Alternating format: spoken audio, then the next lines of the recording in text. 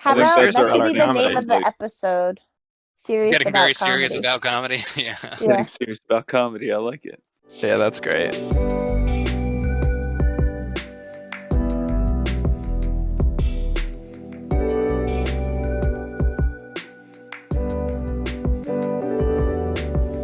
Hello, everybody.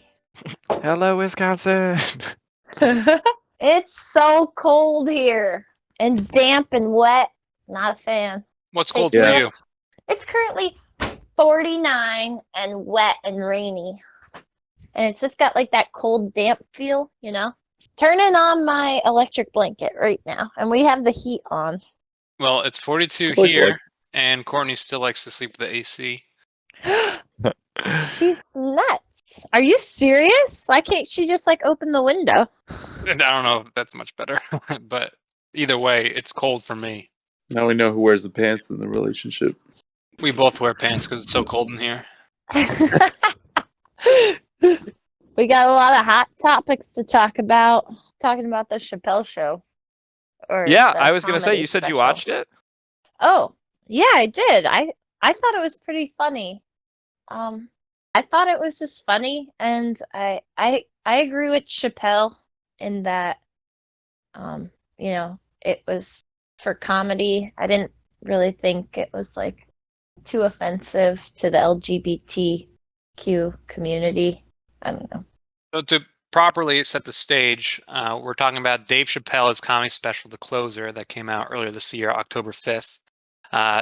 Since then, and his previous special, Sticks and Stones, have caused some disturbance in the LGBTQ community on some of his jokes. This one in particular has angered some transgender folks at Netflix who staged a walkout. Some people and one employee got fired for releasing how much money he made to sell his special to Netflix. And there's been some discourse online kind of debating whether he went too far, if his jokes are harmful, if he's truly transphobic, all those different things. So that is just kind of the brief overview. It's something I think you have to watch for yourself to fully understand. But with that, I think we can have a conversation about it, just so everyone here understands that and everyone listening kind of understands where we're coming from. I don't know if that's like probably an unpopular opinion, but I felt like what his actions speak louder than his words. So how he treated like the actual transgender comedian who opened up like his show for him, and how he kind of like cared for her, I think that speaks much louder than any of his jokes, because he makes same kind of jokes toward any race and sex. So yeah, I agree with you on that. I think one thing that's getting lost in the controversy of all this is the story about Daphne, and I don't think people are talking about her and her story much. After this, they're focusing on different aspects of the special. He also made a lot of racy jokes that he could possibly get in trouble for it in today's age. Talking about Jewish folks and rappers and African Americans and stuff like that. All very interesting topics that he also covered. But I think the transgender issue is the one that is the most sensitive right now. But I think also comedy is like putting light on a situation that it's like awkward to talk about and have those conversations in real life. So yeah, it's meant to make you feel uncomfortable. Like an uncomfortable yet slightly funny, awkward way to address those things, and kind of like in a way helps people like, just see another side of the story. Let me go this way. I want to touch on something you said. Devin, you go for it. That comedy is something that like you can use to talk about uncomfortable situations, or can be used to make you feel uncomfortable, or so I think that we would agree on this, but I'm under the belief that there is no topic that can't be joked about. That being said, I think, timing and situation and what the joke is also important. But overall, I think you can touch upon any topic as long as it's done in the right context. Would you agree with that? I do, definitely. Like when think about how, like the one thing that like there's not a lot in comedy that really like, oh, like that's bad, but like what's his name? I forget the kid's name, but he was on SNL and he was like making jokes about his own dad who was a firefighter and Davidson, I'm glad you brought that up. That was like something I was who, gonna. who died during 9/11, and it's like the shock factor for the crowd. And I don't know, I just thought it like that's what it's about, and it's a way for him to like grieve. And I don't know, I think it's one way to kind of say like I'm moving through this, or it's just his way of like moving through something.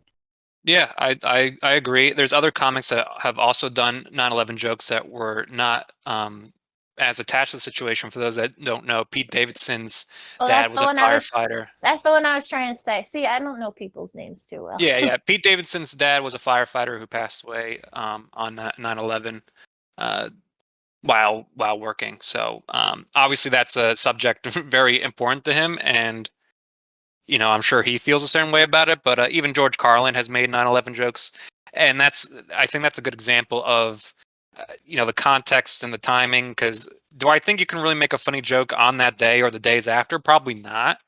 It's also not funny if someone else makes fun of Pete's dad dying, necessarily. But I think that the dark humor is funny A too, and grieving process.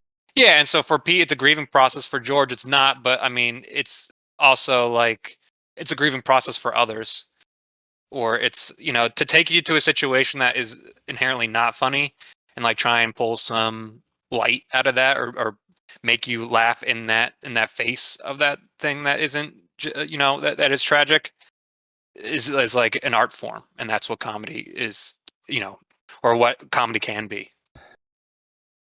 I mean, this is kind of hard for me, but I completely disagree with both of you. I don't know how That's to like. okay. I mean, that's fine. We can have Yeah, disagreements. no, I agree. It's just I'm trying to put it in like a different. So with Pete Davidson, he's more of like the victim, like it was his actual family, right? With Dave Chappelle, he's not part of the demographic that has been marginalized. That specific demographic that he's referring to. So I just don't get. I get how like Pete Davidson can joke about it because it's like his family and his dad and that event. But I know that Chappelle was friends with Daphne or whatever. But like putting her down after she died and saying multiple times throughout the show how annoying like trans people are and all this horrible stuff that he said. I just don't see that. I don't see why he thinks he's in the right perspective to put that on a national stage. Yeah, I think I would have a little bit of pushback that he said so many horrible things about them. I mean, obviously, like he made a lot of jokes. I think that I think I could agree with you that him, well, first of all, him touching on the subject. I mean, that's like I personally think that it's overplayed. I don't think like it got as many laughs out of me as some of the other things. Like I think it's something he touched upon in his earlier special, but he felt like it was necessary to share Daphne's story and kind of and poke fun at them as well. I think you said that they're a marginalized group. I also don't completely disagree with you on that. I think that I'd be curious to go further into that. I think the idea is that since they're a marginalized group, he's punching down. But I feel that transgender and being transgender is a complex issue. But at the end of the day, they're people living their human experience. That's something he touched upon in special too. So that they're people and they're strong people, and I think that they can take a joke. But this is where it gets tough to talk about because it's very anecdotal evidence. Or like we could talk about how some transgender folks got super mad and staged a walkout. We could also talk about how some transgender folks really support him and don't think he did anything wrong. So Mm-hmm. we have our opinions and our feelings, and one would say, well, what's the feelings of the transgender community? I don't think you're going to get hard data on that. I can just say, well, I saw some people on YouTube that said it was fine and they liked it and made them laugh, and the Daphne story made them emotional as a transgender person. And then someone could say, well, a bunch of them at Netflix got mad and staged a walkout and want it removed. So I mean, who are we to say one way or another? Yeah, well, I think that goes back to what we talked about with 9/11. Like when you mentioned, making a joke about it right afterwards is pretty insensitive. I would say that the transgender movement of putting it in the mainstream and building the transgender community is very new in today's climate. So I would say that's, somewhat similar. I think that the world doesn't fully understand it. Half the country, hates transgender people. And there's so much hatred already out there in mainstream. Like, why would you go out of your way to put out more of it? I think the idea that we talked about earlier in this podcast of that anything is really, on the table for getting made fun of is kind of the mindset that a lot of like Trump enthusiasts talk about. Like he's funny, he can joke about whatever, it doesn't matter, but it actually does because it spreads hatred, especially to kids that don't know better and they go to school and they, repeat what Dave Chappelle said. Like so much of his audience is like middle school, high school kids who don't know how to build their own opinions and they're just really basing it off what they see him and the he's going to call them like dykes and all this like crazy derogatory stuff after watching this special. I understand his message, partially was positive, but I think overall it hurts society a little bit more than it helps.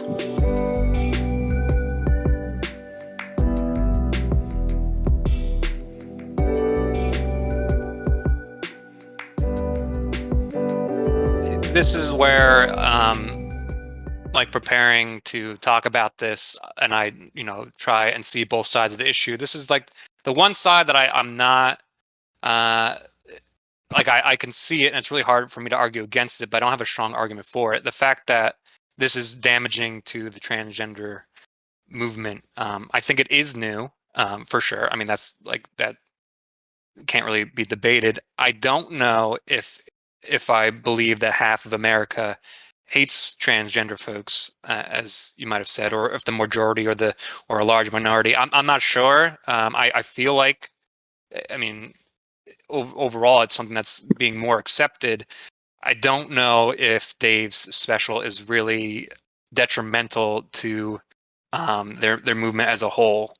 Uh, but but I think it can be weaponized that way. I mean, you cited examples of like younger people going to middle school and talking about that.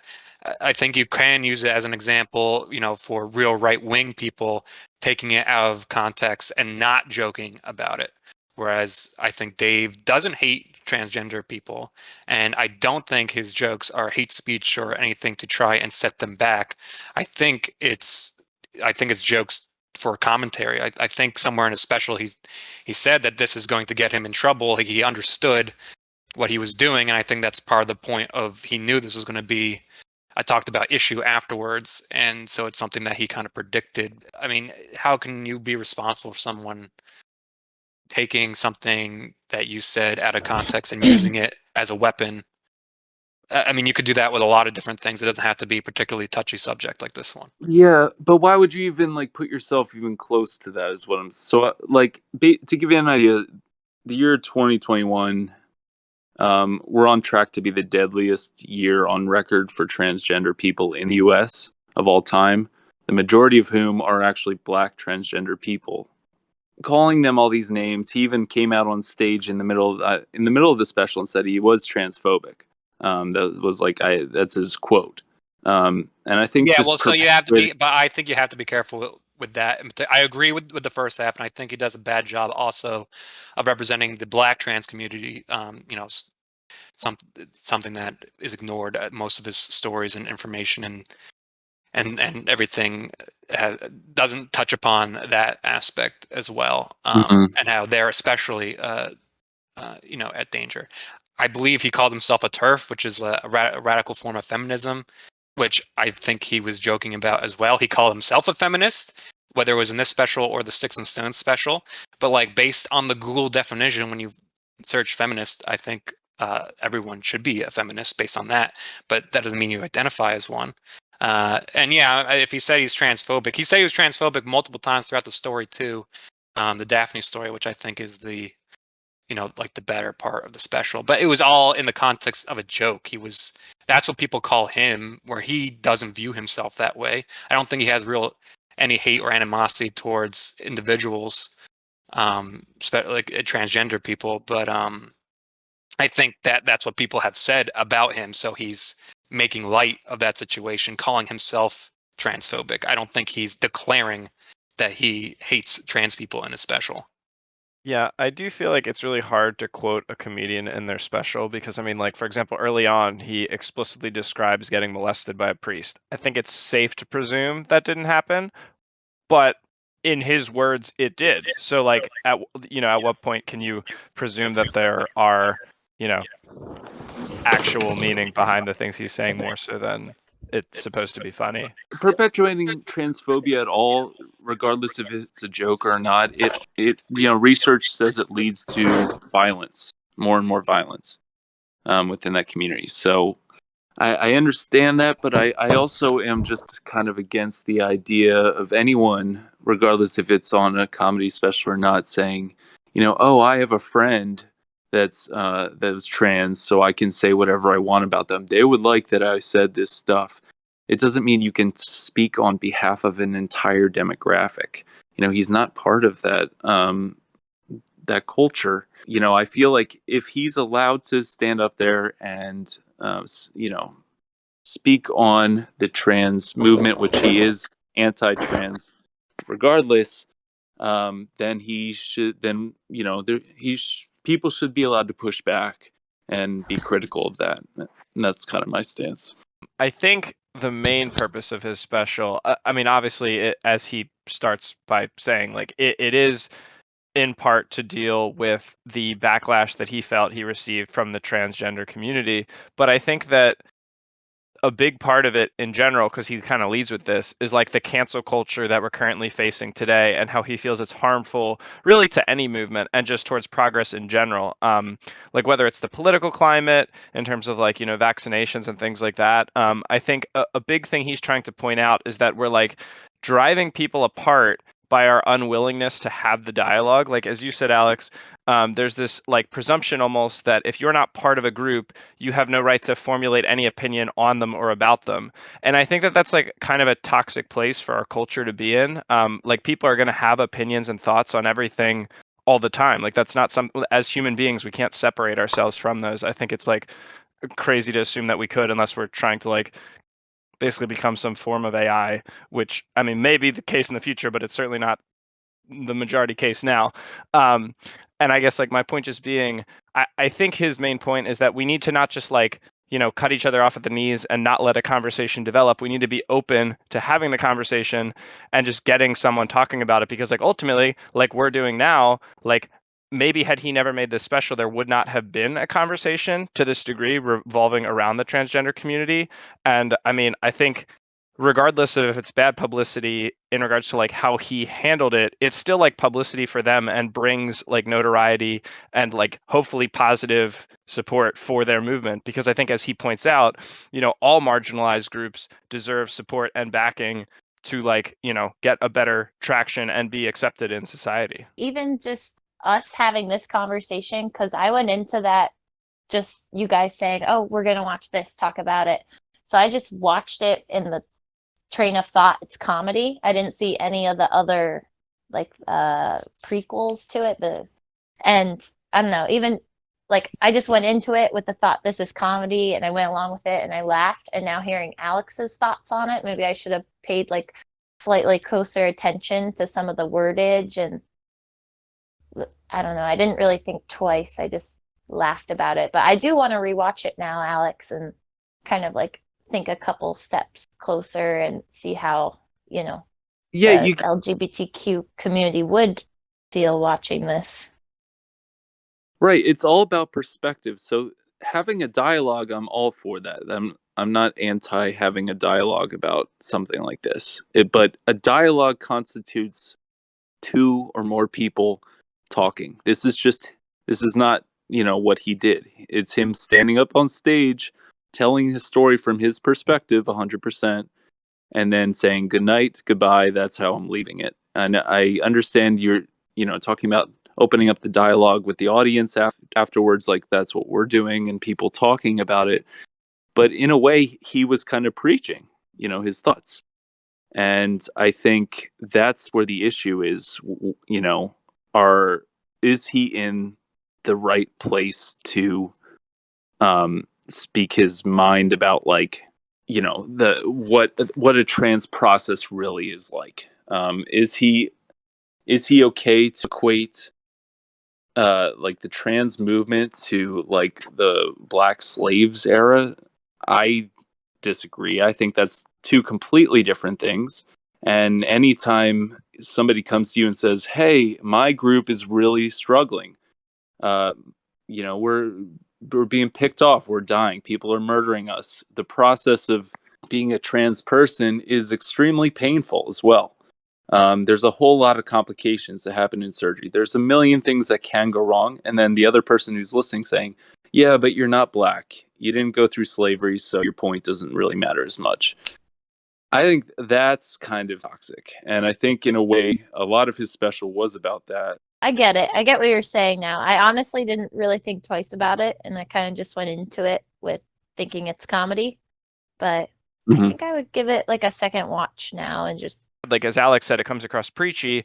I would agree in some capacity with that like analysis of it. But like to be fair, like that, I mean, that is what he's doing, right? Like he is preaching, if you will. I mean, that's arguably what a monologue of an hour length would be considered. Definitionally almost in some capacity.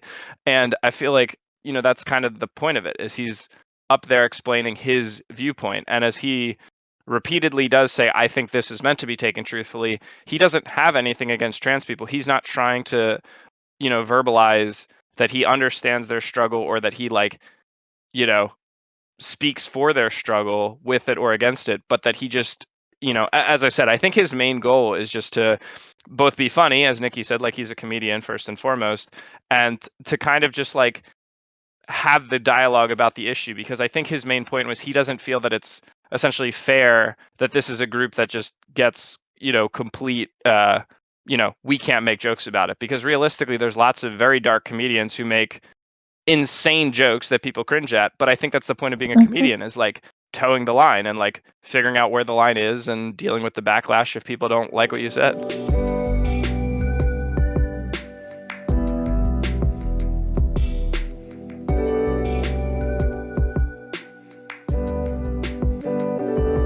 The story was heartfelt. I just don't think that allows anyone to speak on behalf of an entire demographic and generalize and say, you know what? No, she likes being called a man. So that means, like, we can do that. That's it's gonna happen. So I think he's said some pretty horrible stuff in the past. He said things to stir people up. He talked about, like he would like to see Greta Thunberg when she was 17 be put in a room with R. Kelly and see what happens. Like he just says things to kind of piss people off and generate just like, water cooler chatter. And I think there's a line there that should be drawn. I guess I feel like that's like the main thing that we kind of come back to, though, is it feels like the three of us are more on the side of like there's not really a line in comedy, in like serious comedy. Like obviously, like as we talked about, like if it was the day like a friend of yours died and another friend joked about it, like yeah, most people would probably agree that's in poor taste. But I think like for the most part, most comedy specials, I mean, there's going to be people who like hate the jokes. Like, there's comedians who make rape jokes. I'm sure rape victims don't appreciate those jokes and think that that's like wildly inappropriate.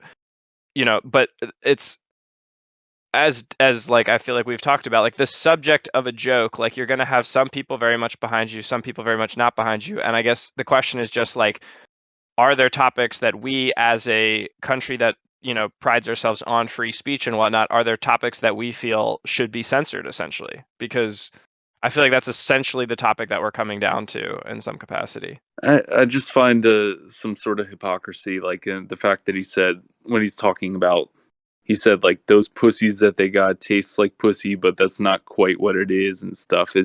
And then like 20 minutes later, he says it's all about the human experience.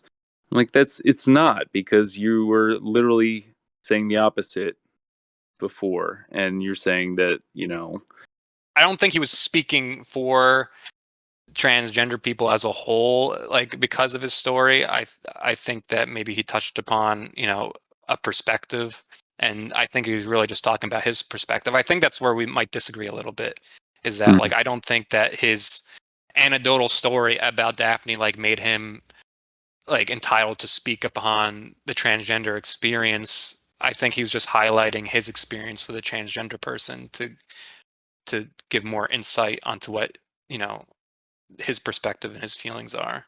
Because like Yeah. he told a rude bad, I mean, like honestly, like I didn't even think it was that funny. Like I think he has No, but I think he yeah. has like the right to tell that joke if he thinks it's funny, or if like, some people think it's funny, and like if that's the joke he wants to make. I mean, like do I think it's in poor taste? Like I mean, maybe, like debatably, but like I think like in the context of a comedy special, there's always going to be jokes that like I don't think are funny necessarily. Like I honestly don't think like any of his transgender stuff was really truly like hilarious. Like there's specials I like a ton more where he doesn't get so political that are really really funny. With that specific joke, though, I actually do. Sorry, I watched it a couple nights ago, so I kind of forgot some of my thoughts. But that one, I was just like, ooh, like, because then you're saying a transgender person who feels they're female can never actually like feel that much like a female, no matter what you do operation wise, what you get. You're basically saying it's never going to be as good as someone born with female genitalia. Mhm. So that one, I actually agree with you there, Alex. Like that one, I remember I was like, ooh, what? Thinking about how like a transgender person would feel watching that. It's like I'm not, yeah, like in my brain I'm female, but right here and now, like they're laughing at how this makes me feel like I could ever be less than that. Yeah, I mean I obviously don't have a good enough perspective at all, Yeah. to really say how someone would feel about that. It goes back to my point. If you can take something that someone feels bad about, or is upset about, and like make them laugh about it, I mean that is a net Yeah. positive. But I'm not saying that that's Yeah, yeah. I'm not saying that's his intention and that's what's going to happen. The one aspect that makes me not so bullish, like, and more gung ho and feeling strongly more about this is like I truly don't know like if it's detrimental to Mm-hmm. transgender people, like if it truly is causing violence or hurting their movement, or like hurting the people like on more than just a hurt feelings level, then yeah, like I mean I don't know how I could agree, but Yeah. I don't know that, and I don't think so, and I don't think that was his intention. And so like I love stand-up comedy like as a form of expression in art and media. So like I generally take the side of the comedian, because like they're joking up there. That's kind of the point. So like it sucks when it's more politically fueled and turned into a different issue. But Mm-hmm. So we should talk about like maybe you guys should talk about the weather or something now. Can you put the weather part in at the end? Can you do that, Alex? Can you put the weather part in We after can that? we can. What's our next topic? yeah, I was gonna say I'm trying to look back in the chat to see what the As topics were. long as it's not weather, then I'm happy. Oh, come Yeah, no, we on. just had Dave Chappelle and comedy in general. Was it was it my turn to talk about yoga? Yeah. We need to talk about something really Oh, neutral. we should talk about Brie Larson, Gal Gadot, and the woke feminism movement and how No, they're because I don't detrimental. know I'm about teasing. I'm that. teasing. I'm teasing. That's another very Ugh. that's a rabbit hole I went down the other day, and I wrote it down as something that we could talk about. But I was like, actually, I don't Dude, think that's something you we know should. how often people run up to me? Mostly people who are not white, but everyone runs up to me and is like, "Oh my God, it's Superwoman!" Like, or no, Wonder Woman. I don't know which one she is, but they're like, "Oh Yeah, my no, God, she's I Wonder can't Woman. believe how much you look like her." And I'm like, "Really? Like, you really think so?" They're like, like I have people trying to get pictures with me. They think I look like her that much, and I'm like, I don't really think I do. Maybe in China. You should No, take it as a here. compliment. Oh, I do take it as a compliment. I do like poses and stuff. But she sucks. She's an awful person. Just Oh, she is? no. Oh, That's I not the don't know. popular opinion. She kind of just is out of touch. Huh, Like when the interesting. pandemic started, she like did a music video of all the celebrities singing "Believe" or Uh, "Imagine," as if like that's gonna fix everything. She's like, "I made this gift for all of you," and we're like, "People are dying. Like, if you don't in want to my see celebrities in my in your ivory mansions, mansion. I'm yeah, gonna bring oh, really? I didn't know that. That was hilarious. They came together as celebrity group and they would take videos while they're sitting on their like ivory staircases and be like, this coronavirus makes me just like all of you peasants. Anyone can get COVID. It can affect literally anybody. And here's our gift to you. And then they had a montage of them like singing a song, and everyone's like, "Fuck you, you piece That's of so shit." funny. So Wait, I want to be that for Halloween. I want to be the bad Superwoman.